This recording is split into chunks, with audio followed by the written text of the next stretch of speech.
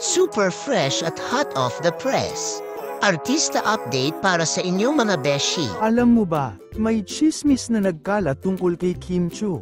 Sabi nga, sinisimulan daw niya ang kanyang araw sa Reforma Studio sa kanyang umaga, kung saan nagpapatuloy siya sa kanyang routine na morning stretch. Pero hindi lang yun. Mukhang may intense night workout pa si Kimi. Parang may malaking sorpresa siyang inihahanda.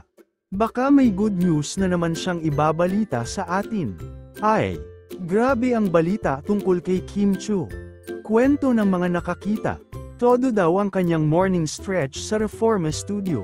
Tapos sinundan pa ng intense night workout.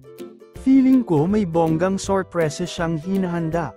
Baka may exciting na balita na darating mula sa kanya. Abangan natin ang mga susunod na kabanata sa buhay ni Kimi.